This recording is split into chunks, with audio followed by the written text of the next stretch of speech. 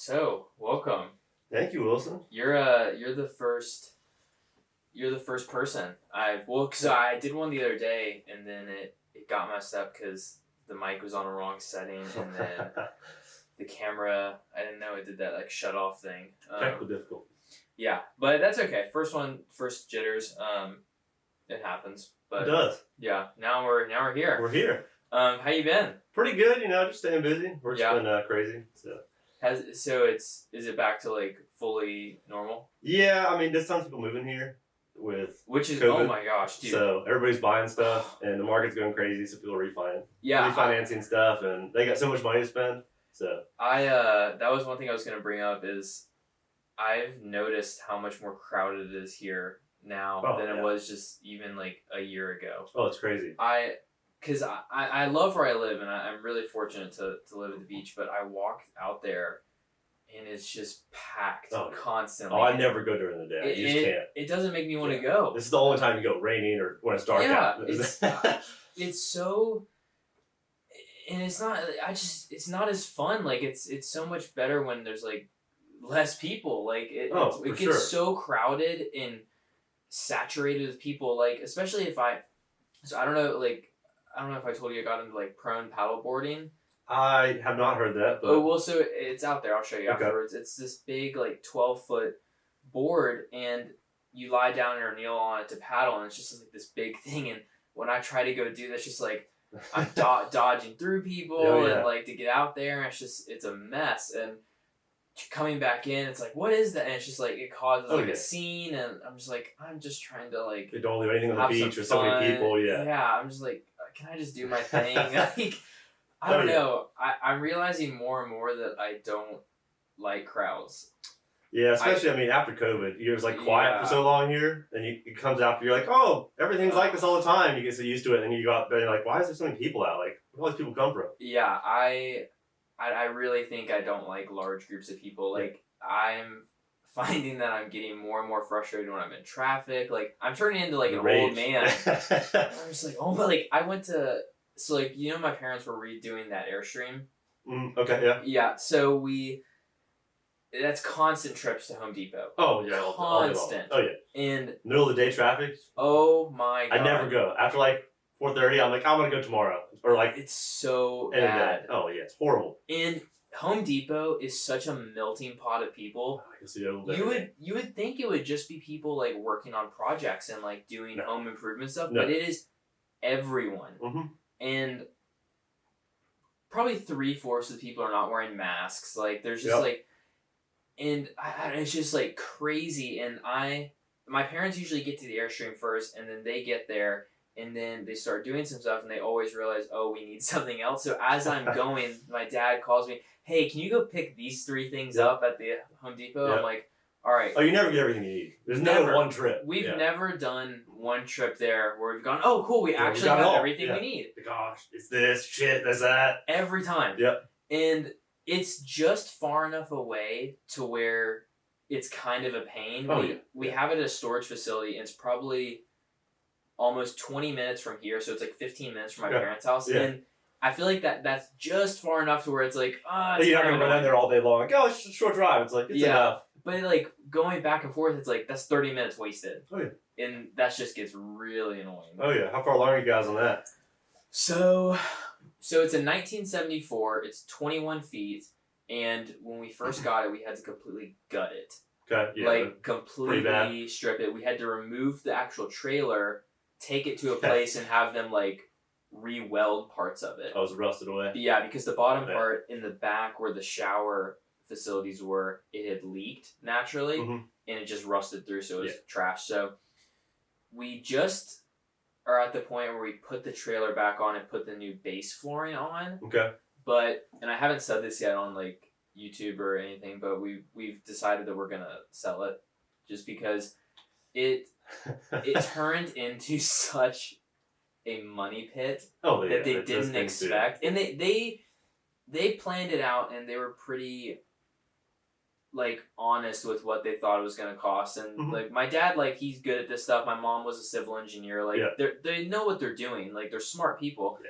But it was just the little things that kept happening and the setbacks of you would do one thing and you'd have to wait for 2 weeks for it to happen to then be able to do the next thing just because of how it's made. Yeah. And especially with the trailer piece, when it was just a shell, it's a very fragile aluminum shell, and it's just, there's so many little things that go with it, and it just got to the point where my parents were like, it's not worth it. Like, and fortunately, they think once we get it to a point where we could sell it, basically, like with the trailer fully connected, the base floor and all that stuff, like it could be sold to like a business or like someone else who would do it. They could deck it out how they want. Right. They're trying to make it custom for somebody.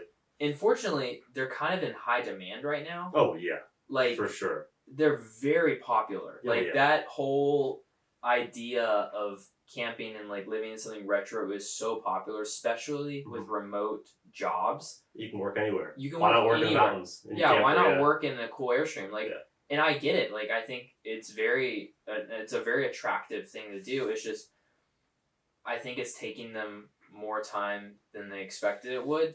I mean, my dad has a full-time job. Like, my mom's a mom. Like, they're busy people. They don't have time to, like, always be... And I'm in school full-time, like, trying to, like, do photo work and this stuff. And it's just, like, it became a lot harder than they expected. Yeah, I mean... Which is a bummer. It is. It kind of sucks because, like, so you start a project, like, oh, it's manageable. You think about all the things. We always tell somebody, like, okay, we think about everything down, but, like, 10 or 15% longer material costs is generally what we end up having to do because there's always something that comes up. Right. Something that you don't expect, and then you either got to call another trade-in, which is the worst thing. Because you're waiting on somebody else. They could be a month out. They could be weeks. And then that adds a lot of cost to the job. And it's just, it never works out how you imagine. And especially for something that you're excited about, like genuinely like, oh, you think it's going to be cool. My dad's wanted an Airstream for as long as I can remember. He's always been really, really into them. And like they found this one at a good price. It was cheap. It was like exactly what they wanted. And it's just not going to work, which is like it's a bummer, but like you sometimes have to like step back and be like, all right, this is the reality. Yeah, I mean, it's one of those things, like, a lot of times as the idea of it goes, it's like, it's a great idea. It should work, could work, it's just the amount of time. I mean, you have to take so much time to do something like that. Yeah. And then if somebody does it all the time, they know all the things that are going to come up, and they can fix it themselves maybe. But if you're doing it yourself, first time maybe, and it's rarely going to work out like, oh, the numbers are perfect, we're going to be able to keep it. It's just, it comes to the point like, you got to sell it, or you're just going to sit on it for so long that it's going to be... Like, you gotta wait 10 years to resell it for the value to come up for something like that. And for those who don't know, Jackson is do you consider yourself a contractor? I'm kind of a lead framer, so I work as kind of the lead guy on the job site. We do a little bit of everything, not just framing, siding, windows. Yeah. And I do everything on the side. I'm kind of a handyman as well. Yeah. I mean, I work with a couple contractors. I'm not a contractor yet. I don't have a license, but... Are you working towards that? Mm-hmm. Yeah. That's like the main goal? Yeah, it's like 4 years. You have to be working for 4 years with a contractor, a licensed contractor, and be on certain jobs that are licensed jobs, and then they'll sign off on your contracting license, and you got to pass 3 tests, a finance, building code, and then I believe it's like a tax or something like that. Okay. Like a heating something code. But so you got to pass 3 tests, and then you can get your license approved. And because you've been working... in this field for, is it 2 years now? Yeah, about 2.5. So I started in December when I got back from school. I left school. Right, you and I both did the same thing. Left at the same time. Not at the same time, I left, I was like, I'm not going back. And you're like, I'll go back just a little later and take some time off. Yeah, we did that first semester little test run. Oh, yeah. And, I was like, absolutely not. And you were like, yeah, maybe make it work. Well, the funny thing is, you and I both went to a school for sports. Oh, yeah, I know. I mean, I know for a fact, I think I chose the school because of the sport, and I think you chose it. Did you choose yours because of the sport? A little bit. Like, it was the art part, but then I could play soccer there as well. Like, I wanted to go for ceramics. I mean, hell, I didn't know what I wanted to do. Right. So I was like, it's an option. It's not... Like, Syracuse, like, that's like a sports school if I was going to go somewhere. You and I both wanted that. I was like, and I talked to them, and I was like, it's just not worth it for me. Like, I know I'll be so unhappy. And, like, maybe you get in the team, and then you're, like, back. You're, like, you got to work your way up to get on a good boat, and, like, it's partial scholarship maybe. But, like, and then you're at Syracuse as a rower, and it's your whole life for 4 years. Yeah. And you get out, and you're just, what are you going to be? A rower, like a rowing coach. Like Yeah. I just didn't see where it was going to go for me. So I was like, okay, I'll go to ceramics, and then I got there and I was like, the whole art thing for me was a little redundant. It was kind of like, okay, you can be an artist and you can kind of make your own way. And I was like, I don't see a whole lot of paths for that. Right. Especially now, like you could put something up on the internet and you can find whatever you want on the internet for cheap. Yeah. So if someone wants to get something, they'll get it off the internet. They're not going to go walk around, oh, check out your art show, blah, blah, blah. If you make a name for yourself, sure, like it could work, but the avenues for that working are so narrow with so many people wanting to go into it nowadays. Right. It's just wasn't worth it for me. Yeah, and it was just so funny because you and I, we rode together for 4 years. Oh yeah. Because I did it 5 years and you did it 4 years. You got me into it. Right. I was literally thinking about that today because I could tell you where we were sitting. We were sitting with Harrison Engler at lunch under the at Episcopal under like the tent, and I was talking about rowing. I kind of told you, I was like, oh, you should try it. Yeah. And the funny thing is, so for those of you, obviously, where you might be watching this, Jackson's like a pretty big guy. He's like decent size. 6'3", 6'4". 6'3", and like you're probably way like I'm like 210 right now. Yeah, like you're a big guy, like fit big guy, and he played soccer, very athletic. And I was like, oh yeah, you should come try out. Yeah, why not? Yeah. And then all of a sudden, you come out, and I was like, oh crap, he's good. He's gonna take my spot. I got worried, and then fortunately we both ended up on varsity, and it all worked out, and it was great. But we both had goals of possibly rowing in college. Oh yeah, which was interesting. Yeah, and we practiced together. We did that, 2Ks. The 2K training. That was cool. I didn't put enough effort in there, that's for sure. Yeah, that was that was fun though. It was really fun. But and then I decided I was gonna go do triathlons. Yep. And then you were like, oh, I'm just gonna stick with soccer. Yeah. We both went to our respective schools, stayed a semester, and then you're like, yeah, I'm out back to Florida. Yeah, it's too much. I don't want to do this. Yeah. Yeah. It's funny. We both kind of went far away and came right back up. Yeah, and which is something I always said I wouldn't do. Of course, everybody's like, oh, I'd never come back. Yeah. Like, I want to stay somewhere else. Yeah, I would hear about people who like stayed and where they're from. I was like, oh, why would you do that? Like, what is wrong with you? And then a semester later, I did it. I'm coming home, guys. Yeah. Everyone was like, oh, okay. Well, also, people now, I don't ever mention anything about school. Like, I never say anything about UNF. I never do anything about it. And people, like, don't know I go to school. Yeah. Someone, like, told me, like, one of our friends are like, yeah, no one really knows what you do. I was like, what? Yeah. And people are like really confused by it. It's really funny because like I just don't care about posting. I don't care about it's just talking about it. It's just school. It's just a means to an end. Yeah, like I try to talk about like all the stuff I do every day at work because it's just work for me. Like I'll talk about it every now and then, but I'm not like, oh hey, I do this. I'm a contractor all the time. Like it just is what it is. It's what you do. Yeah. I know. I'm just trying to get through it, just like you. I don't need to like talk about it all the time. Yeah, I mean most people, it's their whole world. They're in school. That's all they do. So that's what they talk about. So if you have something else you talk about outside of school, which makes it different. So you're not like, oh, all I do is school. That's all your friends are from school. Yeah. So you have some other activities you do, which separate you from a lot of people. Right, and it's because you know this. I try a lot of different. Oh yeah. Like sports activities. How many like we're gonna get this month? Like which one are you going to? Yeah, like and like everyone's like, oh, Wilson, like all his phases, but I see it as like, oh, I'm just trying new things and trying to like be a jack of all trades, you know? Like, I think it's good to differentiate yourself, and you do a lot of stuff, too. Oh, I have so many hobbies. You got the dirt biking now. Oh, man, I got so How'd you get into that? So it's funny, the contractor I work with, he's like 34 years old. So everybody I work with is a decade or more older than me. Right. Generally 2 decades. Generally like 40-something years old. Which probably forced you to have to, like, grow up. Oh, yeah. I talk to, like, to adults all day long. I work with adults. I work with people who very own houses, have families. I mean, I deal with people who have kids more than anything else. Like I'm dealing with like people who have like 7, 8-year-old kids, and they're like, "Oh, you have any kids?" I'm like, "No, I'm 21. Like, I don't have any kids yet." They're like, "Oh, I have no idea." And I was like, "Yeah, well, that's the point. I don't want to be like, oh, I'm 21, I'm not partying tonight." But yeah, so he a long time ago when he was growing up rode dirt bikes, and of course, with me being a young guy, he was like, "Oh, you should get a dirt bike," and I was like, never ridden before. I was like, "It sounds a little sketch," like so I didn't get one. Yeah. For a while, and then I was out camping for New Year's, and he sent me like a text, and I saw it, and I was like, he's like, you can get this one right now. I'm like, okay, well, I'm out in the woods camping. He's like, when you come back, we're gonna get it. So it's like a 1989 Honda XR200. So it's not a big bike. I mean, it's fun. It probably goes like 50, something like that. But it's a 4-stroke, so it doesn't have it won't throw you off the back. That's nice. Yeah, it's a lot of fun too to learn on. Yeah. I learned how to ride. I mean, it's a really fun thing to do. If you're gonna fully commit to it, it's an expensive hobby. It's an expensive hobby, and it's just a lot of time. Clothes alone. Oh yeah, clothes, and you got to go to the track, and then you got to have maintenance. Like I've had to rebuild. And you don't have a truck, so how do you like? Well, I have a trailer. Oh, okay, yeah, I have a tow behind trailer. Okay. I'm supposed to put tools in, which I never do. It's just kind of sitting at the house right now, and it's empty. So of course Blake's always like, "We should make a dirt bike trail." I'm like, "No, we're not going to fully commit yet. Yeah.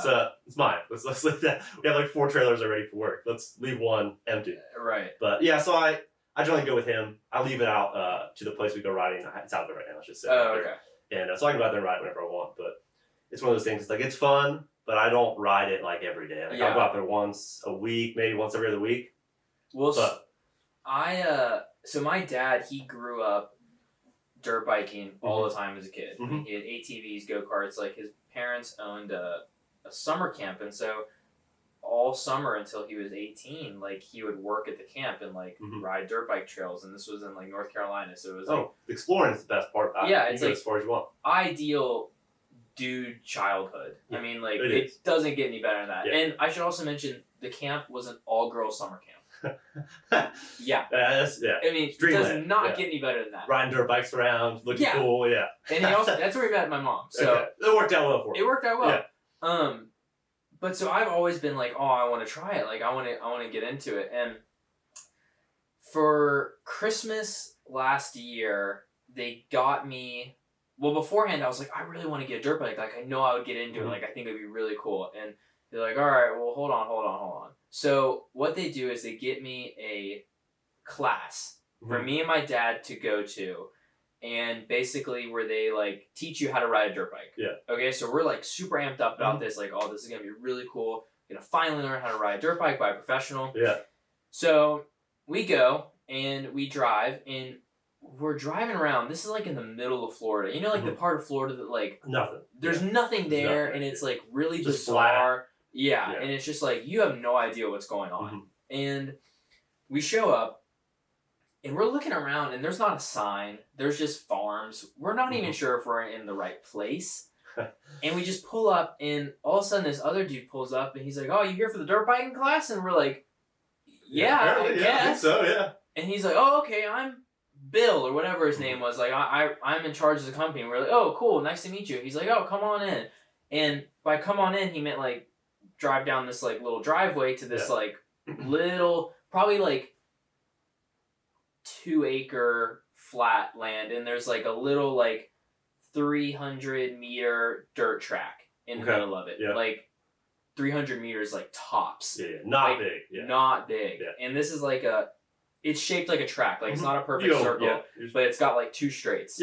And we're like, oh, okay. And my dad and I are like kind of thinking to ourselves like, oh, there's no way that's it. Like that's got to be like the kiddie track or something. Like there's no way that's what we're about to go on. Like there's got to be some trail in the woods because there's like some woods back there and stuff. We're like, oh, okay.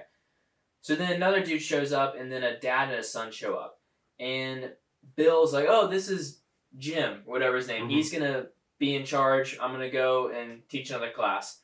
And we're like, oh, okay. Hi, Jim.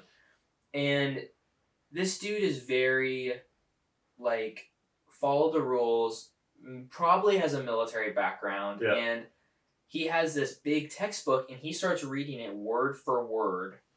This textbook about how to ride a dirt bike. That's what I teach somebody how to ride something. And reading my book, My dad knows, and my dad knows how to ride dirt bikes. And he's pretty good on them, and I don't, but I can kind of figure it out. And he'll tell us, like, he'll read us like a chapter, which felt like an eternity, and then he'll send us off onto the track, the kiddie track, this 300-meter little track, and we do a few laps. Oh, okay, I got it. Cool. And we come back, and he read another chapter. How to shift. And how to throttle up. And then we'd go and do another few laps, come back, read another chapter, and it was like that. And then after like 5 laps, I was like, okay, I think I know how to do this. Like, I don't need to keep listening. And the course was like an all-day course. Like, this was about to be like a 5 to 6 hour event. And I'm like, Dad, like, we can't. All you want to do is ride around. You don't want to sit there. Yeah, I was like, this is ridiculous, and my dad was like, yeah, this is horrible. Just walk. So just gotta walk. We just were like, oh, we gotta go, Yep. and we just hopped in the car and left. Yep. And you gotta do it sometimes.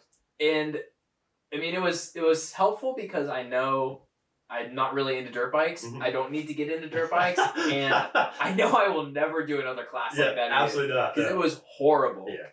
And we literally just laugh about it all the time now. Yeah, I did basically the exact opposite. I bought a dirt bike, having never ridden a motorcycle before. Yeah. Never been on anything, and took it right on the road, which is illegal because it's not street legal. Yeah. Which road? Oh, right by my house. Oh, okay. Well, there's a cop that lives right there. Yeah. So I throttled up full speed, and it's so loud. I mean, there's no muffler on it. It's like, it sounds like a street bike's coming through the street. Oh, so I'm riding it, and the suspension's real good. So I'm just going over speed bumps, going like 40 miles an hour down the road, and it's just a long straight, so I'm just flying back and forth. Eventually, I kind of go around the neighborhood a little bit, and I see a cop sitting there, and I was like, oh, he's probably out for me. And I was like, oh, I'm going to stop at the stop sign and slow down and be good. Didn't downshift, so I stall the bike out. The cop, like, sees me, drives over and, like, trying to kickstart. I'm like, oh, shit.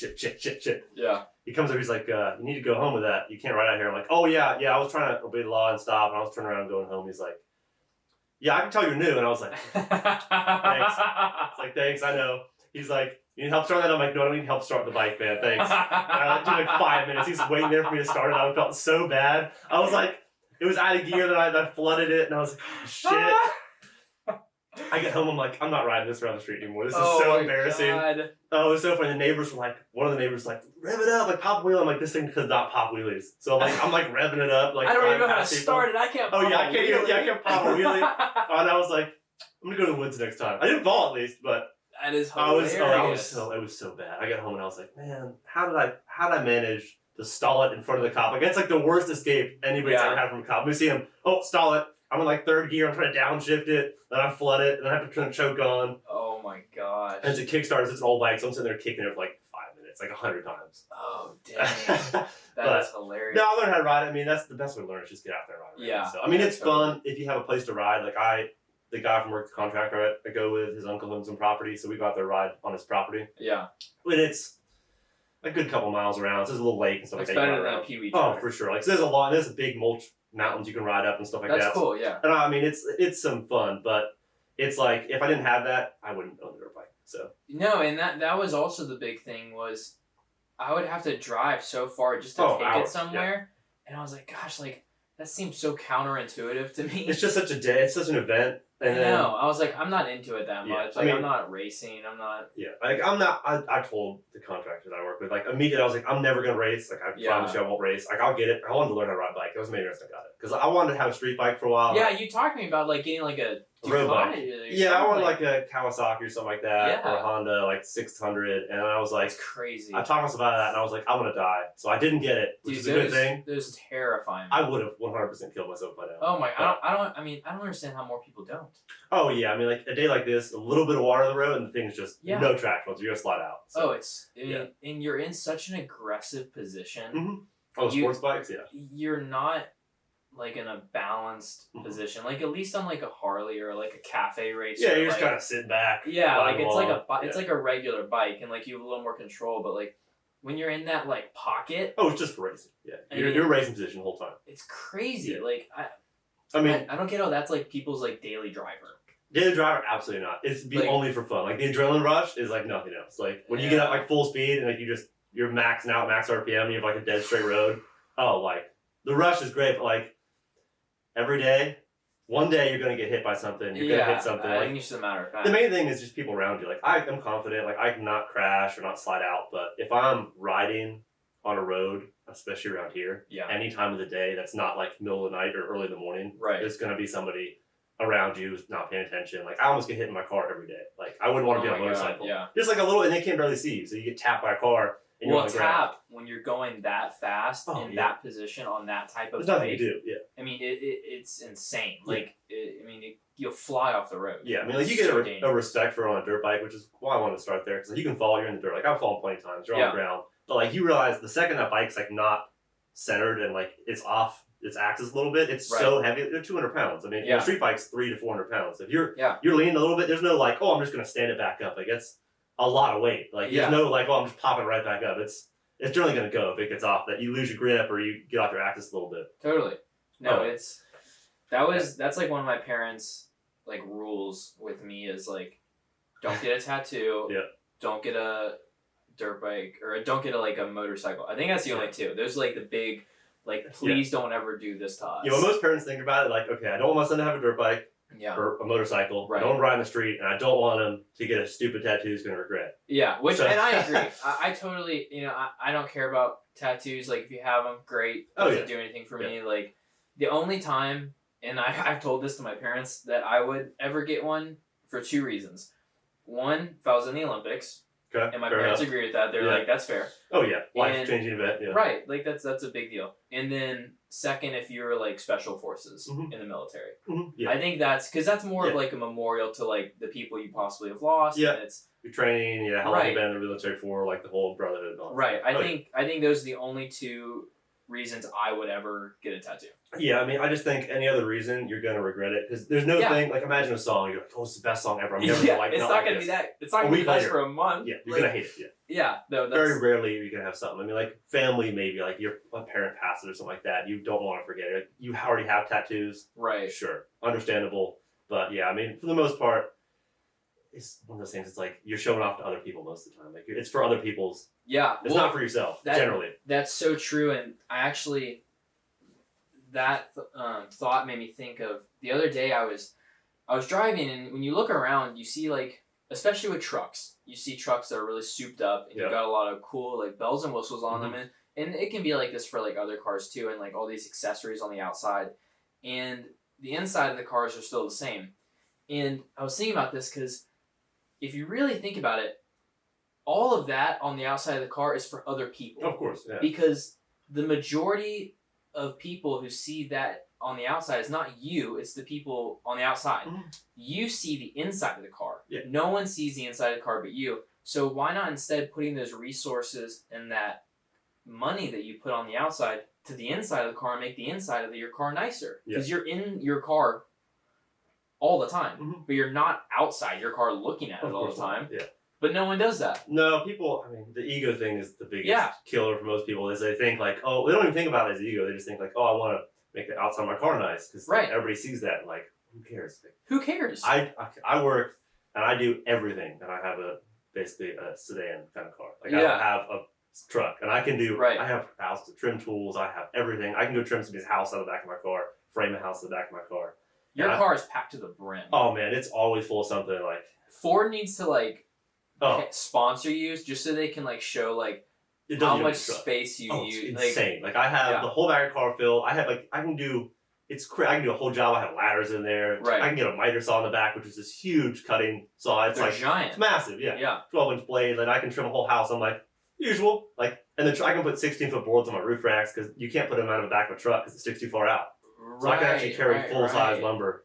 And most trucks don't have roof racks. No, because it doesn't make sense, Yeah, well, I almost, we were looking at trucks the other day because before we did the Airstream, we were trying to figure out, we wanted something that we could take to go camping. Like, we wanted some sort of either thing we could tow, like a vehicle, something like that. The problem is, like, vans, they're too expensive.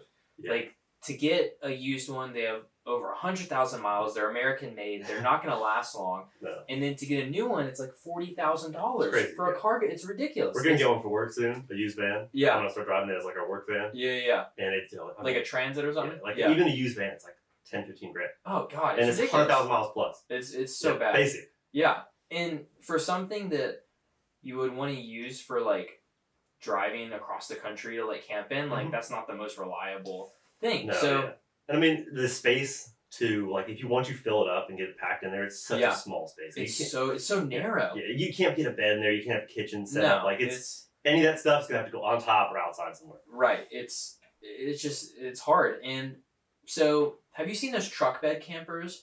I think so. Yeah, they kind of like stand up in the back and stuff that's come out or something like that. A little. Yeah. So there's this really cool company called Four Wheel Camper, something like that, and they make different models for different trucks, and they're really cool. They like pop down. They're good looking. They're not too like big and boisterous or whatever. And so we're like, oh man, these are pretty cool. Like, we should maybe like look into that. And I was like, oh yeah, like I can maybe like drive a truck, like maybe trade my 4Runner in for like a truck or whatever. I was like, maybe I could get into that. My dad was like, oh man, like that'd be helpful, like, and like that'd be good to have like a truck in the family. I was like, okay, so like let's go take a look at them. Maybe like who knows? Yeah. And it's so funny. The moment I got into it, I was like, I don't like this. It's not gonna happen. Yeah. I was like, I am not a truck guy. Yeah. I felt so small and like massive. Yeah, they're off the ground so high. And it was just a Ford F-150. Like it was not even like a the most popular truck there. Yeah. I was like, what is wrong with me? Like, I'm a smaller guy. Like I'm like 6'2", like 160. Like I'm not a big guy, but like I'm not like tiny. Like in my feel small. Yeah. I got in and I was like, I feel like the puniest guy in the world right now. You need a step to get in the truck. Yeah. I was like, what is going on? And it was just so funny how like going in, like before, like mentally going into it, I was like, oh yeah, I'm gonna like it. It's like, it's America's truck. Like who wouldn't like that? Best truck in the world. Yeah. Yeah, and I was like, oh no, this will never work. Yeah. Like I do not like this. Yeah. And I don't know, it's just crazy how when you're so used to something, when you try to go to something that isn't even that much different, but it's a little bit different, it feels like a complete like world shift. Yeah, I mean, I've driven trucks obviously a bunch of times at work. I mean, I drive people's trucks around, pick stuff up every now and then. But I mean, I've never been a person where I hop in, I'm like, oh, this is great. Like, I really like the truck. Like, I want to drive. It's just such a massive thing to drive around. And yes, of course, the bed's nice sometimes for carrying concrete, carrying some other stuff, put windows and doors in the back. It's a big flat space, but and I mean, having a truck when you're a contractor is a necessity, obviously. But not everybody needs to have one. I mean, it's a lot of times it's the symbol like, oh, you're a contractor, you work in the trades, and you should show up with a truck or a work van, and that's what you have. So and that was also part of it. I was like, I am not a contractor. I don't work construction. Like, I don't really need a truck. Like, I love my 4Runner. It's a great car. Like, it'll last for a while. Just buy everything in that. Yeah. Like, there's so many great things about it I love. Like, I don't need a truck. Like, it was just really funny because my dad and I, we just like left and just kind of laughed like, well, we're not truck people. And that's fine, you know, like that's why they make different cars. I mean, there's a lot of types of cars. Like it's just funny how things aren't what you expect. Yeah, I mean, the truck thing is just, I mean, I see so many people who drive trucks, and the majority of people who buy a truck are never going to use it like a truck. And what percentage do you think it is? Oh, like 70%. People who have a truck don't actually use it as a truck. I mean, like, I know a lot of people who, like, I'll drive by them, they'll be like on a job site, they have a truck, and like they have I've never seen any tool in the back. They don't use the bed. For me, it's like, I can keep everything in my car, it's covered, it's closed, it's locked, it's away. Like, I don't have to worry about leaving my car somewhere and there being thousands of dollars in trim tools sitting out in the rain or something like that. So like, it's great for me. Like, obviously if you have compressors and framing stuff and outside tools, it's a little less of a problem, ladders and stuff. But still, I mean, like, it's not too much crime around here, but anybody, they see a nice DeWalt tool sitting in the back of your car, like, oh, let me just take that out. Like, especially if it's sitting out in your driveway all night and for months and months and months. That's true. It's just more to worry about for me. I mean, yes, I'll probably end up getting a truck one day. Just because it is what it is. Like, I'll need a truck to tow something. And like, I have a tow bar on my car, but it's not meant for towing, really. So I'm not going to tow stuff everywhere with it. But which is the main thing, you don't want to burn the car out by trying to tow too much weight. Right, the towing thing, and that was another thing they were looking at too. This was when they were still thinking about keeping the Airstream. Like, my car could tow it, but it would be at like a threshold.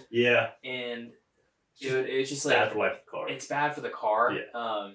And so that was a big thing. Like, if you have a truck, like, no problem. Of course. So, but I mean, it's one of those things. There's lots of trucks out there. They're still going to make a lot of trucks. I mean, that Ford F-150 that they've made for the last couple of years, it's just the aluminum body, which is super light. And I mean, the thing goes so fast as well. It's interesting. It's a great car. In 5 or 10 years, it'll be affordable for all kinds of stuff. So all the price will come down, a lot of that stuff. I mean, the main thing is that, like, even a basic truck is $40,000 in a new truck. Yeah, dude, even like a Tacoma. Like wind up windows, it's like $35,000. Yeah, it's ridiculous. I was like, it's a truck. Like, this is supposed to just be like a basic car. Well, that's why, because everybody buys them as like luxury vehicles now. The price just keeps going up because people in Palm Valley and people in Ponte Vedra want a truck to take home. They're like, and they're never going to use this truck, but they buy it and they're happy to pay whatever. Yeah. So then the price goes up for people who actually use a truck for work. Well, like there's like GMC Denali's, like those are absurd. A Ford King Ranch for like 80 my grand. God. Like or like a Raptor, Yeah, all suit. I mean, it's unreal how much people will pay for a truck. Oh, it's crazy. Yeah, I mean, if you're gonna be in it all day, if you're working all day, sure. But yeah, if it's gonna sit and be your kind of garage queen, it's a bit much for me. It's crazy. Yeah, but I mean, it is what it is with the vehicle stuff. I mean, it's funny in the trades because I mean, obviously, as I said earlier, there's a lot of young people. So you don't see a lot of like people are older, have an older truck, have a truck, they've had it forever. It's not like somebody's starting with the trades and just buys a truck right off the bat. I mean, they're expensive. So I've been told to buy a truck since I started. Like, oh, you should get a truck. I'm like, okay. I just say okay. I'm like, yep, sure. I won't get one, but sure, yeah. That's funny. I get one eventually. Yeah, I mean, it's one of those things. If I need it, I'll go get it. But I've never been in a situation where like, man, I really wish I had a truck right now. It would solve all my problems. Dang. On a different note, were you aware of the big fight last night? I don't think so. No. Do you know who Ben Askren is? No. Oh, okay. So Ben Askren was a former like Olympian wrestler, MMA fighter, and he was fighting Jake Paul, who's like a YouTuber. Yeah. But like Jake Paul has been trying to get into the like professional boxing world. He's had two other like pro fights before, but they were against like another YouTuber and like a basketball player or something. Okay. And Jake Paul actually he won last night. He did? Well, so it was. It's weird. They did it. It's called Triller Fight Club. It's like a new streaming service and and it was basically just like a big show. Like they had like Justin Bieber, like Snoop Dogg was hosting it, like all these like events that happened before the fight. It's MTV kind of like you got all the hosts and all this kind of stuff. Right. Thing. And the whole point of it, I think, is to try to make like boxing more interesting again and more relevant because it's kind of died down a lot. Yeah, I think you have hardcore boxing fans who like want to see like traditional boxing. Yeah, that's like not what this was, and like. Ben Askren, he's like a really like chill, just like regular dude. And he was like, yeah, like kids should not be watching it. Like this is not like fighting or whatever. It was funny, but he's never been in a boxing fight because he's like a wrestler, and like it's very different. It's very different. Yeah. And Jake's been training as a wrestler, and he punched him in the first round, and like Ben fell to the ground, like got up, and then like he kind of looked like he was fine, and the ref was like, "Oh no, you're out. Jake wins." So it was almost like so just I don't know. Stop it early, premature. Yeah, they were like the stoppage was a little soon. And it kind of almost seemed like the whole thing was geared towards Jake winning. When you're talking about celebrity status, I mean, it's gonna be you don't want to see a bloodbath where like they come out and you can't even recognize them because their faces are so messed up. Right. Like, it was a good knockdown. Like it'll be better for the views, like the TV. Like I don't. Yeah. I am probably the farthest away from YouTube, Instagram. Like, I have no social media, nothing. I'm never on there, so I have no idea what you're talking about. But I can imagine. And it's funny because like this dude, the YouTuber, he gets a lot of hate because he's kind of a tool, to say the least. I mean, and he's got like all the tats and he does a lot of trash talk. He's just like not a nice guy. You know what I mean? And I want to see him lose, but then he wins. Right, and riled up. It's interesting because I wonder if him acting like that as a YouTuber and as like a celebrity, like if that's what people think of when you say like, oh, I do YouTube, and like I wonder if since he is such a high level of fame on that platform, if that's what people now associate like doing that type of stuff with, and that kind of sucks. Yeah, because it's like it depends on their level of exposure. I mean, like I've obviously everybody watches YouTube, and like there's anything you can find, anything you want to possibly watch is going to be on there. Right, but. Yeah. If you like, say, an adult who doesn't know much about YouTube, or say isn't connected to that world, you see that fight, Jake Paul, who's just talking a bunch of smack and all the TV, and like it's on the TV, and they see it, and they're like, "Who is this person? Is this what everybody's on YouTube is like?" I can understand that. I think if people are on YouTube, they know there's other people besides him. But yeah, I mean, it definitely makes it more difficult to get started in a professional manner on YouTube, for example, if you want to. Because, I mean, there's so many channels and so many people and so many platforms that... Well, and being clean doesn't really get you viral most of course of the not. time. No, I mean, people want to see the crazy, like, oh, this person died in this video, or this, that, get your arm chopped off, or like, oh, we robbed this place. And that's like his whole MO, and and I don't ever want to be like that. And like I do YouTube and like I make videos and stuff, but it's just like vlogging and like fun little stuff, and it's like nothing like intense, but on the other side, like the Ben Askren guy, he's just like a chill, like dude who's not like that, like just like a genuinely like good guy, like wife, kids, you know, like coaches wrestling, and just like nice, and you're just like, man, like it's so funny to see, like the matchup of the two people couldn't have been any more opposite. Like on this side of the spectrum is like crazy, like jerk, and then this side's like chill, like nice guy. Yeah, that's generally how they like to set up boxing like fights. Like you have the asshole, and then you have like the good guy who's like fighting for his family, like doesn't party, and then you have like the party animal. It's really interesting. Yeah, because I mean that's what draws the crowd. It's like, oh, this guy's gonna put him in his place. Like you want to see the asshole get beat up, for example. You do, yeah. So, but then when he wins, you're like, oh man, he's gonna go fight again. Like I want to see somebody's gonna beat him up. Like it draws you back in. Yeah. I literally like woke up and saw that he won, and I was thinking, oh, I wonder who he's gonna fight next, and I wonder at what point he will be beaten and who will do it. Oh yeah. You know, because it's hard to see like someone who like you like respect lose, and to someone who you don't respect. Yeah, I mean, was it a weight class thing, or did they fight at the same weight? Or they were pretty similar weight, yeah. Yeah, I mean, a lot of times boxing and mixed martial arts are very different sports. Like if you could be a great boxer. Because you used to do mixed martial arts a little bit, right? I did it for a little bit. I actually wanted to get back into it. I haven't had time yet. I wanted to get into some MMA. Gym up the street. It's crazy. It's so interesting. Yeah. A kid that just started working with us, he actually does some jiu-jitsu. So I was like, I think he's like 20. He's like the only young kid who's come out there to work with us before. He's been there for a couple weeks now. But so he does it, and I was talking to him about it, and I was wanting to get into it. I mean, it's the time thing. Like, if you put the time in, great investment of time. Like, well, it's also expensive. It is, yeah. I mean, like it's $100-something a month, probably $200 a month. Yeah, like to go to a gym or something. Like that's pretty expensive. Oh, it's expensive. It's not like, oh, I'm just going to go hang around out there and like have fun. Right. Yeah, you got to put like if you're going to pay that much money, you're going to go there. You want to go there. You should go there 4 or 5 days a week and actually train. And like I have friends who do it, and the class times are like all at like night too, which like I don't want to do that. Yeah, either. It's for people who work a lot. It's like for me, I'm like, this is great. Like I love working out late, but like I can see like somebody who gets their workout done in the morning or like doesn't want to go at 8 o'clock at night to go fight people in the gym. That doesn't. Yeah, for me, like I work out late anyway, so I'm like, oh, this is awesome. I can go to work, come home, go there, and then probably go for a run or something like that and work out after that. Right. Yeah. So I'm like, oh, it works out great, but I can see if you're not a late night person.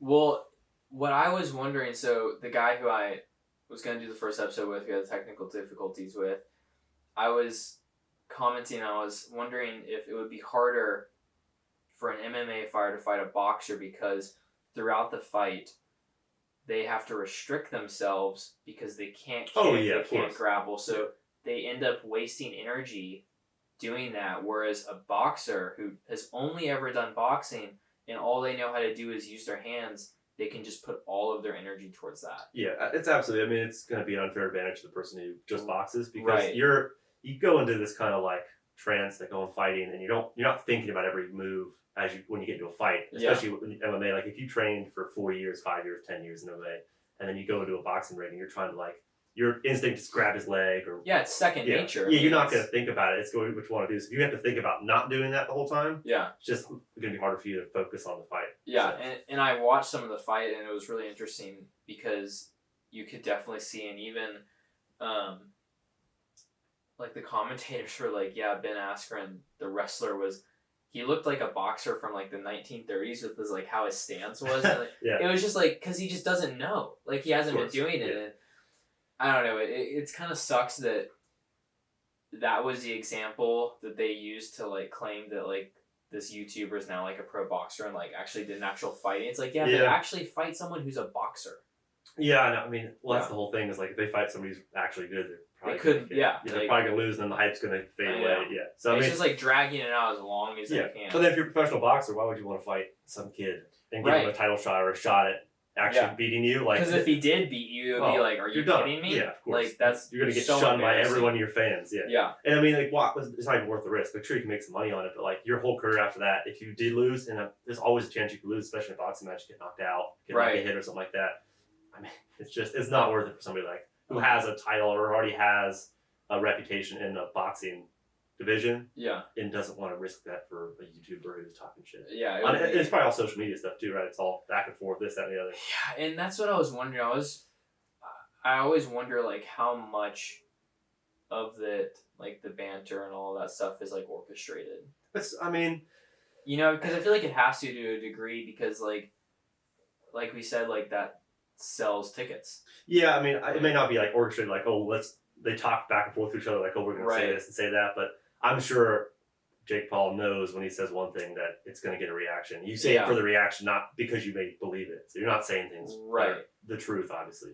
Yeah. So you're saying to get a reaction out of somebody or to try to get them to come fight you or whatever, get the hype up or something. Yeah, it's pretty crazy how like social media has completely changed the way like we view like especially like sports.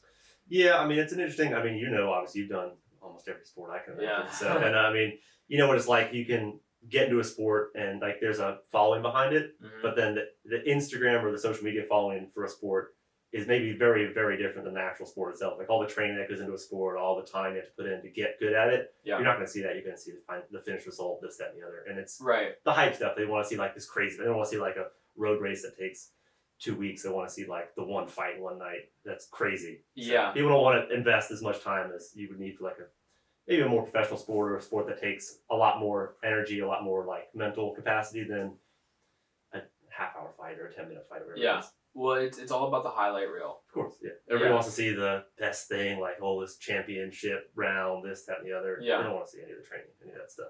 I know, and I don't know, it's just crazy. Especially, because you don't have Instagram, but in the past year, something that Instagram has really done a lot of is ads. And that's, like, all it is now. Like, to grow organically on it is such a struggle now because there's so many ads and your content is constantly being blocked by them and it's crazy. Like, yeah, I mean, I've gone on Instagram before. Yeah. Everybody who hasn't, but like I've seen it and gone on the platform, but it's always funny to me because like it has when you search up something, it has the suggestion page. Yeah. And it tailors it immediately to no matter what you type in it, then you see pictures that are kind of related to that. Crazy. It's hilarious. Like, and I'm hardly on there, so I can see it like when I go on, I'm like, that's from like a 2-month-old search that I did. Yeah. It's like an archery thing or something like that, or a hunting thing, or whatever it might be. And it's like a bunch of hunting pictures and this, that, and the other, or motorcycle pictures. And like, whatever you search up, it'll send you a bunch of links. And I'm like, oh gosh, it's crazy. Like, oh yeah, it's designed to get you to keep going. I swear, I'm convinced that like the phones listen to you. Of course they do. I 100% think that. Well, I mean, all your apps, they don't even need to listen sometimes. Like, whatever you type in, like, it is an algorithm that can figure out what you're typing in, what you're searching. I mean, because that's all easily accessible from a company. Like, they get the rights to that. They can see what you're searching up, what you're looking up, what you're buying, what you spend the most time looking at. Like, I'm sure you saw the documentary, The Social Dilemma. I'm sure you see that. Okay, I haven't watched it yet. Everyone, I know, I like talk about all this and I'm really interested to buy it, but I just haven't. I'm almost held back because I'm almost like afraid of how real it's gonna be to me. Oh yeah, it's especially because I world, especially because I am in that world and like I do have Instagram, I do YouTube, I'm now trying to do podcasts. Like I have all of this stuff going and it's gonna like hit me. I'm like, oh my god, everything's a lie. Yeah, I mean, it's not so much that, it's just it's an unfair advantage to a company or a bigger source because you can pay to get the views or pay to get the information that keeps people clicking. I mean, like I see it like my dad, for example, like he was never on any social media forever. He's kind of a Luddite when it comes to that kind of stuff. Yeah. And he has a phone, like a little Android phone or something like that, and he has Twitter on there. He'll just sit there all day. He's working from home now, so he can be on his computer and he just kind of scrolls and read stuff. And I mean, it just keeps him going. Like, it's all he does now. And that's crazy to see because you can see it from the outside easily. You can watch somebody kind of go down into a path, into the trance. And like, they don't realize it because it's such a slow and gradual thing. It's so easy. And it's just their normal routine then. Yeah. And you step back and they're like, they hardly ever step back and like, oh, this is not normal. Like, I shouldn't be on this 40 hours a week. Like, as much as I spend at work. Yeah. It's so insane. Like, I'll just like sit down and I'll like look at Instagram for a second and then all of a sudden, like, 15 minutes will go by and I'll be like, what's happened in the road? It's just like, oh, you just get sucked in. Yeah, I mean, it's crazy how good they are at drawing you in. Well, I mean, you imagine you're a single person and you're a normal person versus billions of dollars in technology, thousands and thousands of people who are professional programmers, professional human behavioral psychologists. Like every aspect of that is focusing on you to get you looking at it. You're never going to win. Like, there's no scenario where you win that. Like, if you... Well, the only way you win is if you delete the app. Basically, yes, you have to delete it. Like, I think I had Snapchat for like 2 days, and I was like, what is this? This is nonsense. Yeah. But if you were on it, like, if any of these apps, you're on them for like a couple days, it's like cigarette. You smoke one cigarette, smoke 2 cigarettes. Like, oh, it's nothing. Smoke it for a week, and you're like, oh, I want another cigarette. Like, Yeah. You hit it once, twice, every now and then, you're fine. But like if you get sucked in, it's real hard to get out of it. And the longer obviously you do something, the harder it is to get away. Like even watching TV every night, like when you can sit down, watching TV, watching YouTube, that's your daily routine. That's very, very hard to be like, oh, I'm just gonna stop doing that now. Yeah. I'm gonna start working out again, or I'm gonna do this, I'm gonna eat healthy. So. Well, I used to never ever watch YouTube. Like I never did it, and then like I made a YouTube channel and I started posting stuff and I started like subscribing to other people's channels that I found interesting. And now I can just go hop on the app, and on the homepage like there's a video that will like stick out to me that'll be interesting. I'll be like, oh, I can watch this for 9 minutes. Like that's not that long. And then like a suggestion pops up and it's like, oh, why don't you check out this one? It's like, oh sure, why not? Keep watching, Yeah, and oh my, like do you know who Jocko Willink is? Jocko Willink? Willink? Yeah. I just butchered his name. That's embarrassing. It's funny. Yeah. Willink? That's right. Yeah. I believe it's Willink. Yeah. I am obsessed with his like podcast and watching his videos. He is so cool. Yeah, you get some hardcore people like that, and like those. I feel like at least I'm learning something. Yeah. Like I don't feel like it's a total loss because he does like there is some interesting stuff. Like I just like watched like a TED talk of his and like I feel like that's like at least adding some value. It's engaging, yeah. Right. It's not just watching like someone. Like some people like love to watch people play video games. Of course. I mean, like I've never understood that. Like that you don't get anything out of. No, you're watching somebody else play a video game. Right. Like at least play a video game. At least do something. Yeah, I mean, for me, it's one of those things like I see it as kind of like you make the excuse like I'm learning something on this video, and then you just keep because your brain's like, oh, it's fine. Like I'm learning something on this one. Like I'm gonna keep watching. Like I'm still learning something. Like you can always learn something. Right. Relevance can be. That is really interesting. That's really a good point. Yeah, because you rationalize it. Yeah. But that's true. If it's not learning something's one thing, but have it being relevant to your life is another. Yeah, then actually doing something with it. Like I've 1,000 times like, oh, I'm definitely going to use this piece of information, and then I did never think of it again. So then you watch the video for a half hour, and you're like, oh, this is a great video. I want to really do something with this, and then it's back to normal life. That is relevance. Yeah, it's that's really important. Really interesting. Yeah, because your mind's real good at kind of telling you, oh, this is good. I'm learning something. I'm going to use this tomorrow or next week, or this is good. Like it solves this problem I'm having in life right now. Right. And you don't actually solve the problem because you didn't earn the piece of information. You just picked it up. You didn't have to work for it at all. Yeah, you just gathered it. Which doesn't make you appreciate it and doesn't generally make it stick. So if you had to go earn something, you had to go train or study for something, you're going to obviously appreciate it and remember it more than 2-second video or 30-minute video, all these different facts coming at you. It feels good, like you feel that kind of uplift, like, oh, I'm going to do something in my life and change it. Very rarely is it going to actually be the truth. Well, and I think the things that I've most, like, felt good about are things like physical, like things like races or training, like stuff like because like you have had to work for it and like you have had to put a lot of work.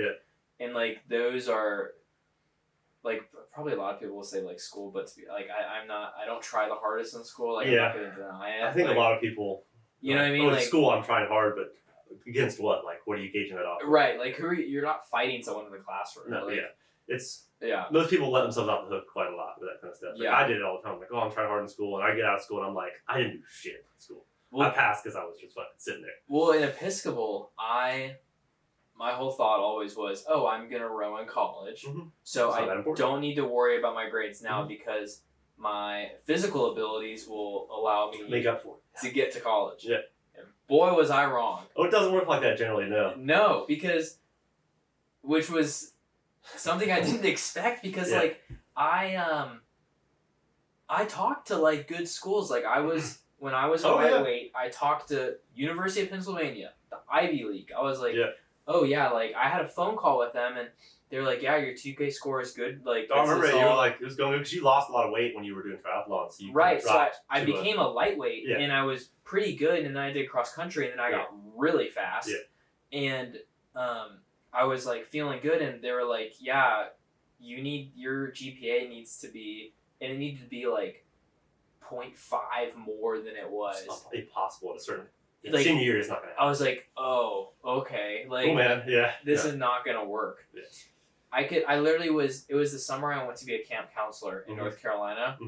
remember because before then I was like, I don't want to go. I just want to stay in the summer and train. Oh, I think I remember that. We were at the banquet. Yeah. And I was like, I do not want to go to this. Yeah. And it ended up being a great summer. Mm-hmm. It was really fun, but I was on the beach in North Carolina when I was on the phone with the rep or the recruiter from it's not happening. It was basically like, yeah, this is not going to work. Yeah, obviously, yeah. And I was like, oh, okay. Yeah. That was disheartening. But I wish I had, knowing what I know now, I do wish I would have tried harder in school, just because I think it would have given me more options. Yeah, I think it's always the kind of go-to is like, oh, I wish I would have done a little more when I was there. Like, it would have given me more doors. But, I mean, for me, for example, like, when I could have gone to a bunch of different colleges. I think I would have come to the same outcome no matter where I ended up. And I think I could have... You really think you would have, like, left anywhere? I wasn't happy in school ever, really. Yeah. I mean, I was at school because you had to be in school, but I was the person who didn't want to be there.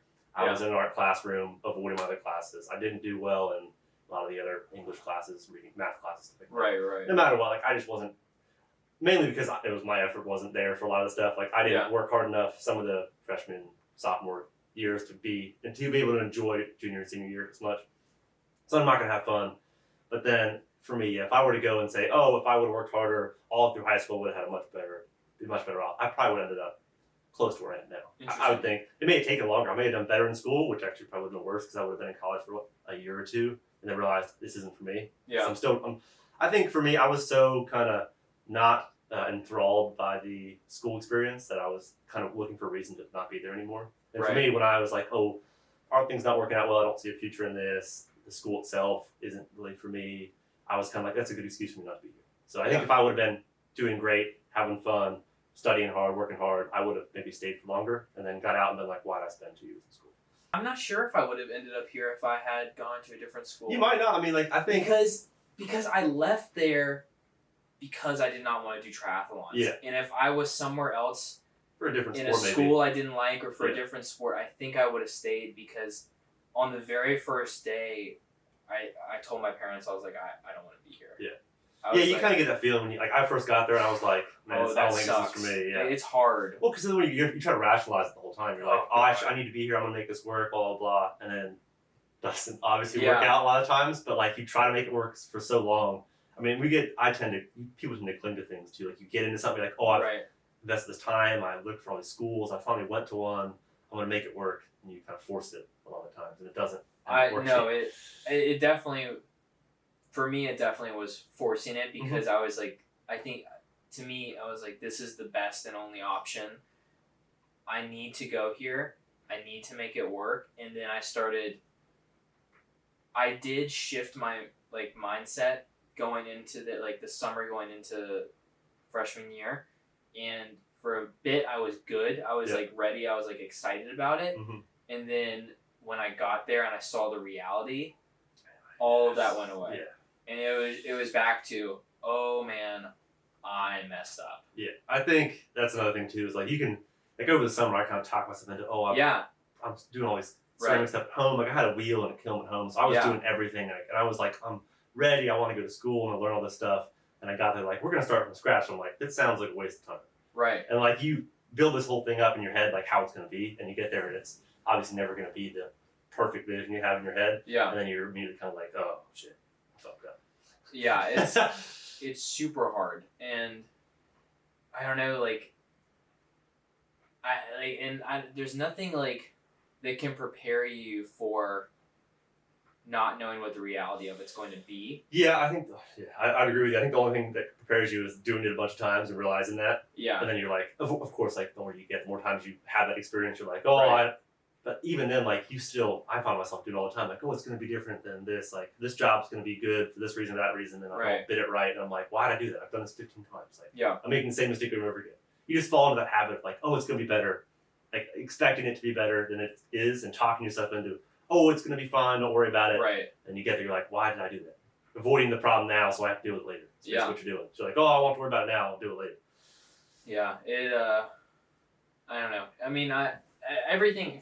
For me, and I think for both of us, worked out in the end, and I think for sure. we're both happy with where we ended up. But for me at least, it was kind of a rough road. Oh, buddy. Getting, just so much up and down, not knowing where it's going to be. And that's tough, that's hard to figure it out, especially because it's such uncharted waters. Yeah, of course, you're leaving a set environment for something that's not guaranteed. Like a school, you're generally guaranteed 4 years. You're going to go to school, and afterwards, you're that's the plan, job. Like, you're like, oh, I'm going to go here for 4 years. I'm going to have a good time. Yep. As you get your fun out, see your friends, meet new people who are your lifelong friends. You're going to be your bridesmaids, your friends, or whatever. And then you go, and then you see each other, and you go to a job somewhere, and you have this great get a family, move somewhere away from your family, kind of move to a new place, see some new things. Yeah. And it's like, rarely is that the case. Yeah. Of course, some people, had that experience. But even with COVID now, it makes it a very different world living in school as well. Oh, dude. Well, and I've loved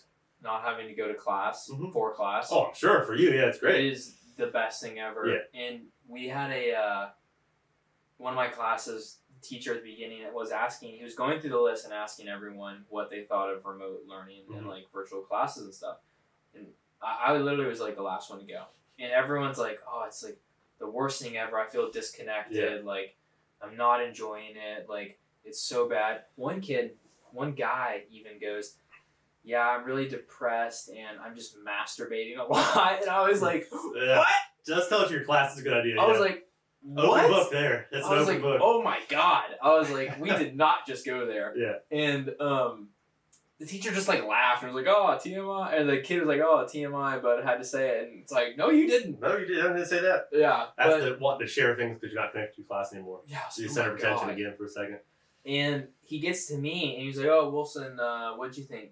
And I was like, I loved it. I was like, awesome. I thought it was so great. Like, I had more time do other stuff. Like, I got all my work done, my grades in, stuff. Where I was like, it was a time of my life. Well, you like to be outdoors and away from school. Like, I hate driving over there. Yeah, some people, it's just their whole life is like in a classroom. So they want to be all their friends, all the drama. They just want to be around it all the time. I don't at all. And he was like, and he did not like that answer. He was like, all right, thank you, everyone. And like, because he was like definitely looking for everyone to say it's horrible. Yeah, so they can go back, I don't know. And I was just like, I don't. Like, I honestly don't think it's bad. And he was like, all right, next. I was like, on to the next person now. Thank you so much. I was like, sorry for giving my opinion. Yeah. I was like, my goodness. Yeah, I think that was another thing with me with school is my school, at least art schools, it's a bit it's different to begin with, very different. So I got there and it was kind of like they wanted you to agree with their narrative of like school is for this and art's supposed to be this. And like, if you don't agree with them, then you're not going to fit in there. You're not going to like you. No, I get it. Because I switched into like a film production major with a minor in communication. So it's like mostly art-based classes. Oh yeah. Which going into it, I was like, oh, this is going to be cool. Like I might learn some stuff. Like I already know most of it, so it won't be that hard. Like I'll be able to create and do stuff I actually enjoy. But what I didn't think about is the ego of other art people and the ego of art teachers. Oh, that's another level. Through the roof. Another level, yeah. Oh my gosh, it's so bad. I couldn't get over it when I was there because it was like they had this idea that they're the best at this field. Like they had this structure of how it should be when it's so dumb because art's fluid. It's not supposed to be structured. That's the thing.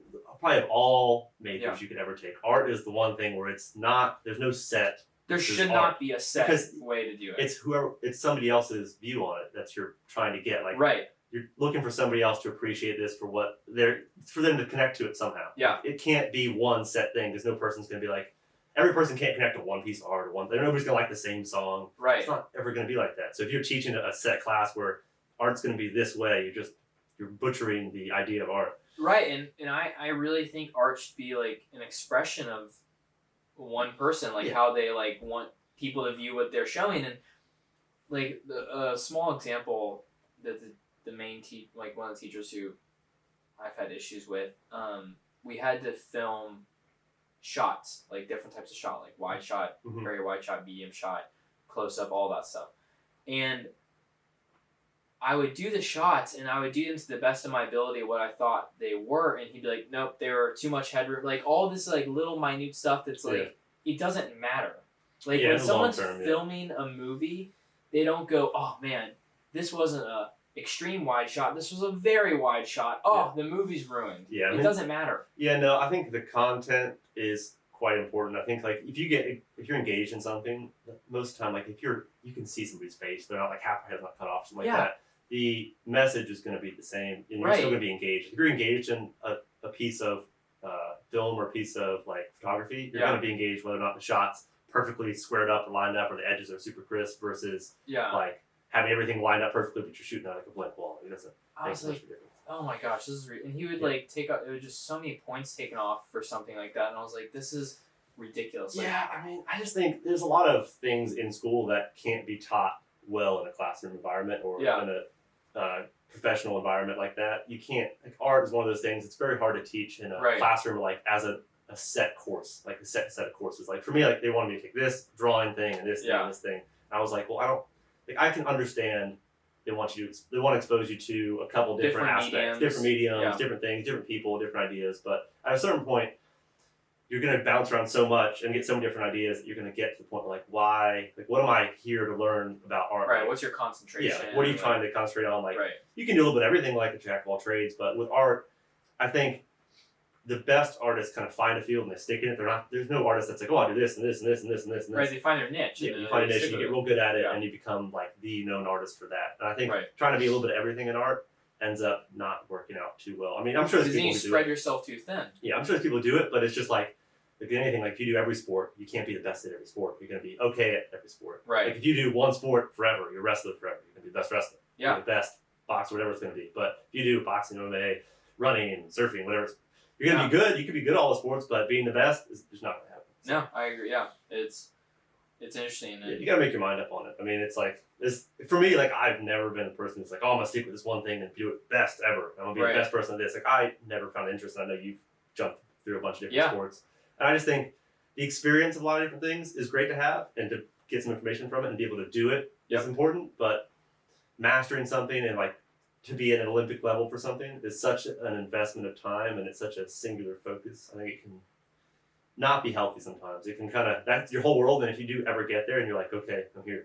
what's next? That's it, you're done. Like if you get to the top, like you're never going to be at the top forever. You might get there for a season or a game or whatever it might be, but very few people are going to be pedestal, greatest of all time, and that's it, like you're done. So, yeah.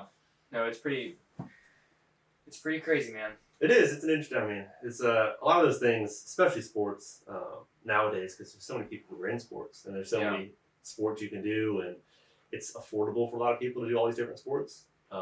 It's to get to the top between millions of people in some of these sports is so far fetched sometimes. Because I mean, even you could be the best, you could put all your time in, you could do all this training, but somebody's born is 6 inches taller than you, or is the right build, or has this special attribute. And no matter how much training, you're never going to surpass them. So to try to be the best at a sport like that is, I don't know, it's not going to happen. You're probably going to be a little disappointed. So I've been in plenty of sports. I'm like, oh, I feel real good. And you go out in the field and you're like, a different level. People are just at a different level. It is pretty crazy. Like, and I remember when Coach Washburn, he asked me, he's like, all right, you want to run college? He's like, there's 2 different ways you could do it. He's like, you could go be a big fish in a small pond, or you could be a small fish in a big pond. And you kind of have to like this. You gotta choose, And for Syracuse, if that had worked out, that would have been a very small fish in a very big pond. Against some very big fish. Against some very big fish.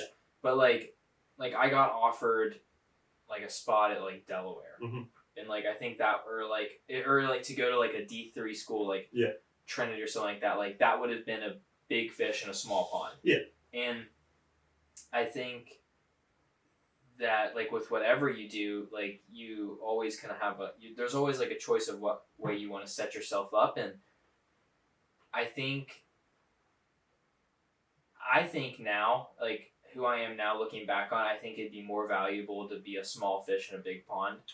Because I think then you have the ability to rise up to meet other people. But if you're the best, you're going to have a false sense of your abilities, and you're also not going to be able to be challenged. And if you can't be challenged, then you can't get better.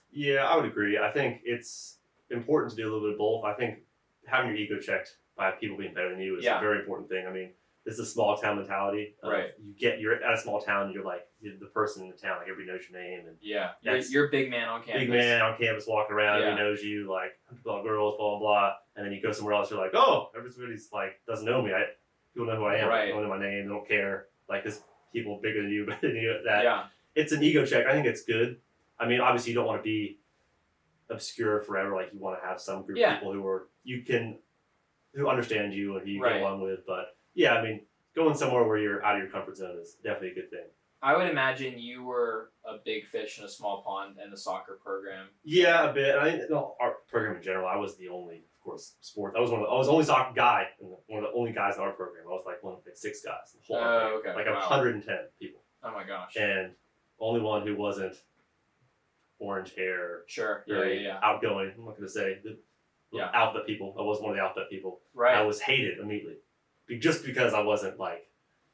Because you were the way you were. I was just like, no, I wasn't mean or anything. I was like, hey guys, how's it going? No, I know, but you weren't orange haired. Yeah. And I said like, hey, how's it going? And they're like, what's your pronoun? I'm like, what? I'm like, he. Oh my god. And I was like, I had to wear a pronoun on my shirt. I was like, okay, this is first day. I was like, this is a little interesting. And like then you're on the soccer team. They're like, how's our class? I'm like, oh, it's odd. And it's like I'm working with like engineers, and like sports physicians and stuff like that. And that's what they're majoring in. And for me, it was like you're immediately singled out, and I was like this. There's nobody else like me in the class. I mean, I was kind of like the only guy there. I was like, okay, this is a little odd. Like I don't know where to go from here. Like, would I just be myself some more? Yeah. And I wasn't gonna fit in with them. Like, I didn't want to be part of that world. Like, I had an idea of what I wanted to be. Right. And I can understand. Like, you can be whoever you want. I actually don't care. Like, I have no preferences. I'm gonna be nice to you no matter what. Right.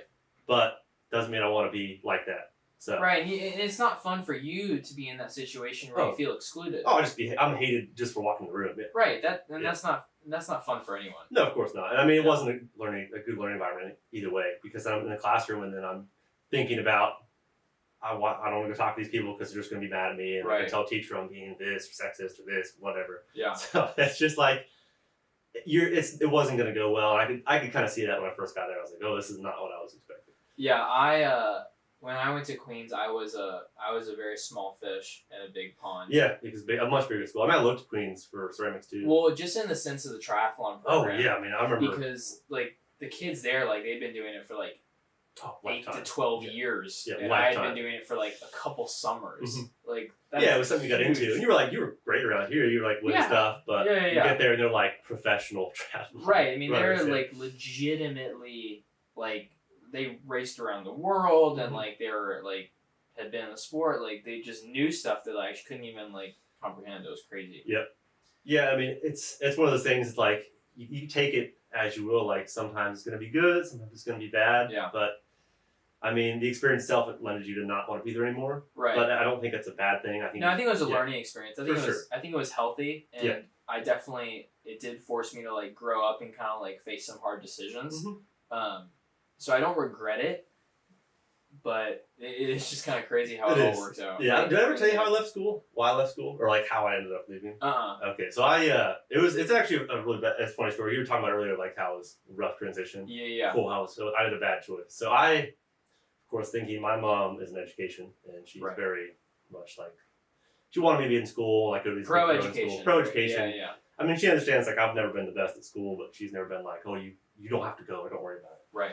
Very much go to school, work hard, all this kind of stuff. And when I left school, I was like, I know it's going to be bad coming home and being like, I don't want to go back. Right. So I was like, I talked to a friend of mine's dad, his contractor, I started working with, came back, or talked to him about coming back, just working for the winter break. Like, hey, I want to come back for the winter break and try it out. Didn't want to tell him. He was immediately like, you sure? It's just for winter break? I'm like, oh yeah, I just want to try it, see how it's going to go. And so it was exam week. I think I saw my family for Thanksgiving. And they came up to West Virginia. And we went and stayed, saw my cousins. And I was like, the last night, I came up to my mom. I was like, hey mom, so I'm not going to go back to school. Like, I'm going to drop out. She's like, what? I lost it. She yelled at me for like hours. I was like, oh my God. They were leaving. They had like a 10-hour drive back home the next day. And I was going back to school because I had to finish like exams and stuff. Right. And I was like, that was good. It went well. And it was like a meltdown. Like, I didn't think they were going to talk to me again. And so I go back to school. And my bright idea was, I'm not going to show up for exams. I'm going to skip all my exams and fail out of school. So there's no possible way I can go back. So I failed out of college on purpose. Oh my god. So I didn't go to class for the last 2 weeks. I went like camping in the woods above the campus for like 3 days. Came back, just kind of sat in my dorm room, went to practice, all this kind of stuff. Oh my god, and that like, is hilarious. Oh, it was like, and I was like, man, this is gonna go so well. And I wouldn't talk to my mom for like a week. I didn't call her back. She called me. She was like, oh, let me know you're right, because I didn't talk to them after like they left. Whole week. I get back and I'm like, I think I called her. It was like after the exams. She was like, "Are you coming? Like, what's going on? Are you coming home?" I hadn't talked to her in like a week. She thought I was dead or something like that there and stuff. Jeez, Jackson. And I was like, "Yeah, I'm gonna this come should back." not be advised. This is not advised. And this is a bad way to do this. This is probably the worst possible way to do this. I had a rational conversation with my parents. I was like, "I'm leaving. Well. I'm done." No, and it was a meltdown. And then, of course, I didn't tell my mom that I had not taken an exam. I was like, I was like, I'm coming home. I'm done. And I went and talked to the dean of the school. And I walked up to him. He's like, "So," because I had to go. Because when you leave, you got to go get your slip filled out. Like, why are you leaving? Where are you going to go? Where to transfer your records to? Right. And I was like, walked up to him. And by that point, it was funny. I was like, I knew I was going to leave and I wasn't going back to school. Yeah. And I wasn't sure what I was going to do. I was like, I can't go back to school. Like, I hate it. Yeah. And so I leave, talk to the dean, and he's like, "So where are you going?" I'm like, "Oh, UNF." He's like, "You want me to send your records to UNF?" I'm like, "Oh yeah, send them over. Send them to UNF." Oh my god. And he's like, "When do you think you're transferring?" I'm like, "Oh, sometime in the future." I told mom, I was like, "Oh, I'll take some online classes when I get home. I'll like start some online stuff." I remember you telling me that, yeah. I was like, "Oh yeah, I'll take online classes." Yeah, it was just a method to Total calm her anger. ruse. Oh, it was so bad. I lied so much for that first week. Oh my god. So then my mom was like, "Well, you're gonna come home, right?" I'm like, "Yeah." I had a car up there, so I had to drive back. Yeah. And I drove back, and I got home, and it was like 2 weeks, and of course it was kind of like winter time, like holiday season. So like I wasn't at work yet. Like I met the contractor I was working with, but I hadn't gone on the job work yet. And I think it was like a day or so after Christmas, and I was with my family at the house, and my mom gets like an email in the mail, like your semester grades, and it was like F, D, disqualified, C, and I was like, it was like my GPA was like a 1.1. It was no credit hours approved. Oh my god! And it was funny because I had split payment with her for college for the first semester, so I paid like $6,000 and she paid like $6,000. Wow. Out of whatever your Florida prepaid was. Yeah. And so so I get there and I was like, "Come back." Like, okay. I come in the house one day and she's like, I'm furious. I'm like, "What's going on?" She's like, "Yeah, you failed every class." I'm like, "Oh yeah, I do know that." She's That's what like, happens when you skip exams. Oh, I mean, it was so bad. It was a meltdown. We're not gonna get into it, but it was a meltdown. I bet. And I was like, she's like, "You're gonna have to leave. You're never gonna make it anywhere in this world. You're dropping out of school. You have no future." I was like, "Yep." I mean, I can't argue with that. I didn't know what I was going to do at that point. I was like, I mean, yes, I feel like this is something I could do, construction, maybe, but like I didn't know. Now I'm like, best choice I could have ever made. Not going back. I'm like, young guy, construction, bunch of older men there who are all retiring soon. The door is wide open. They want anybody who is competent to go out there and work. You can make so much money. Market's booming right now. It's great. Best time that I could have left, because I left about a year and a half before all the COVID stuff started. So I kind of had a foundation. I had a company I was working with. I wasn't worried about not having work. I worked the entirety of COVID. I didn't have a single day. Worked every single day. Worked all that time. Had these contractors that we're working with. So when COVID came along, everybody kind of freaked out. We worked the whole time. I'm working with a new contractor now. I'm still going good. But like, when I came back, I could have been like complete failure. Like never, like dropped out of school, no future there. I kind of backed myself into a corner, which is a really good method if you want to have to do something 100% and like keep something 100%. If you don't do it, you kind of fucked. Yeah. So I was kind of like, if I didn't get construction right, I didn't really have anything else I was going to do. Like I have to go back to school, but like, what are you going to start? I basically had no credit from the first semester. Right, you start all over. Start all over again. Which, I mean, and what program was I going to take? I didn't really want to take another program besides art. I just wanted to do art because it was a filler for 4 years of school.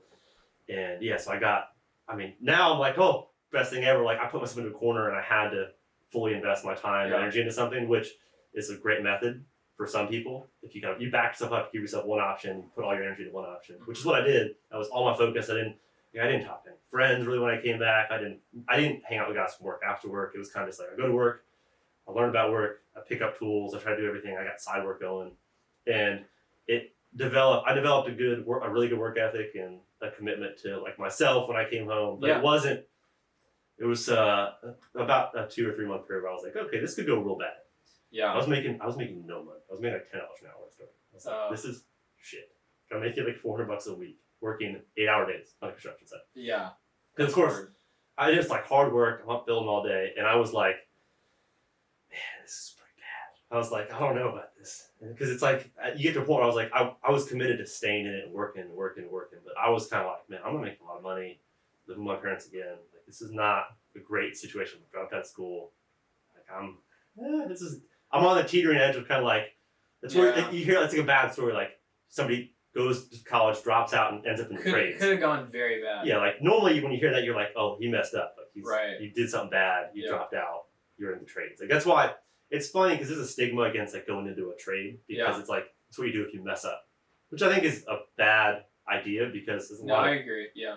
good things you can get, and people you can meet, Yeah. and experiences you can have, and money you can make in the trades. Right. If you do it for the right reason. There's plenty of people I work with who are out there for the wrong reason, who are forced into it, and they hate their job every day, and they're not out there to learn anything or make money, or they're just there because they get a paycheck and they're counting the hours every day of the week, every week, trying to get to the next holiday, the next break. And that's not the way to do it. Like, I enjoy being out there. I never think about hours. I never think about how long the week's going to be. I'm like, I'm out there having fun, learning stuff. I enjoy, for me, it's an expression of building something. It's art, but it's practical. It's usable. I can build somebody a house and they can live in it forever. Totally. And versus a piece of ceramics that gets thrown away or gets lost or broken. Yeah. No, it's very true. And people, I'm happy to have somebody pay for my skills to build something that they're going to then use and appreciate for a long time. Mm-hmm. Piece of ceramics is like, oh, it's like art. You're paying, if you want to pay a lot of money for it, it's more of the expression. Like, you're paying for the art part of it, not the practicality part of it for me. Yeah. So I'm a very practical person. I try to think of myself as. Yeah. For me, building a house is one of the most practical things you can do. Is like to build everything, put the windows in. You're building someone's shelter. Basically, yeah, it's like which is one of the key ingredients of a life. Yeah, you find there's very few people in the United States who don't live in a house somewhere. Yeah. So like it's the most common thing besides food, like food and housing. It's like that's your essentials. Yeah. So I'm on one side of the essentials, and look at like LA. There's like thousands of homeless people, like 80 to 100,000 people like homeless. Like it's crazy. You could not pay me to move there. No. Never. Yeah, it's funny too because it's like this utopia of like the weather's perfect, right? Land's awesome. Like a lot of people are moving out though. A lot of celebrities are leaving. Well, I mean the taxes are crazy and the taxes politics are crazy. Yeah. Homeless people. I mean, who want to live like you live here and you have people in tension in your yard? Like, why would you want to do that? Yeah. Like, you pay millions of dollars for this house and they can't get homeless people off your yard. Oh, that's crazy. It's like, what do you do? You can't get a gun. There's like a lot of stuff's restricted there. Horrible. Yeah, I mean, it could. I mean, I think at one time it was a good idea. I think there's possibility for it to recover, but they're going to have to be shaken awake by everybody who has money leaving. Yeah, it's so bad. And then really realizing that they have a bunch of homeless people living there, and the apartment cost can't be $2,000 a month for one bedroom. Right. Like, you can't charge that if there's nobody who wants to be there. Totally. So. Yeah. I agree. Well, I think that's a good note to end on. Yeah. Yeah, that was great. Thank you all for listening. Thank you, Jackson, for coming out. That's fun. Your busy schedule. Good to catch up with you. Yeah. Thank you so much.